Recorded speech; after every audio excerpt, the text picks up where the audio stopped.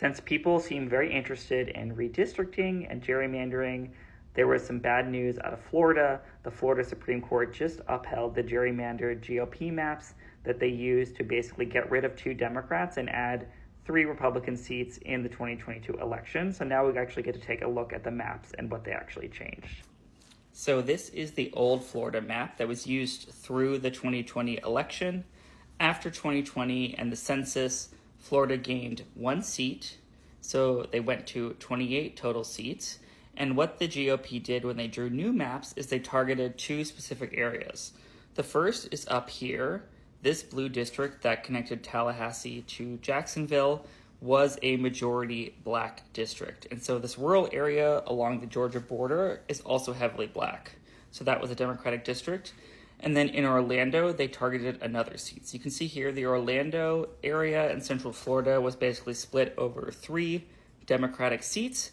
What they're going to do in the next map is they're going to basically compact all the Democrats into one much more Democratic seat. So basically make a vote sync, so all the Democrats are clustered together, and that way they can draw more rural Republican seats around it.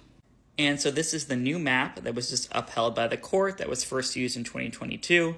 You can see here right away in the north, they got rid of the 1 Democratic majority black seat by drawing it into 3 different Republican districts.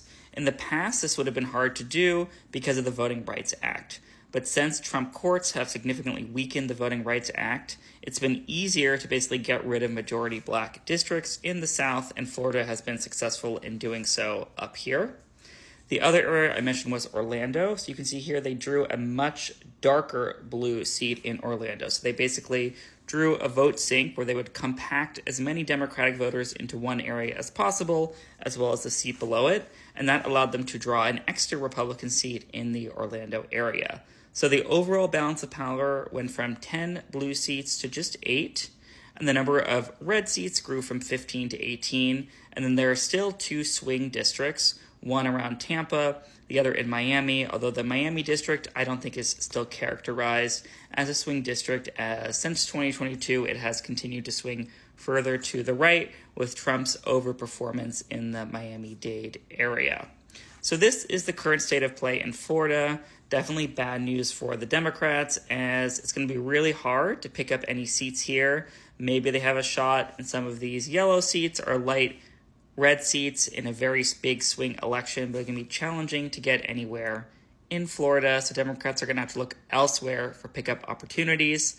So we will see in some future videos what's happening in some other blue and red states in terms of redistricting.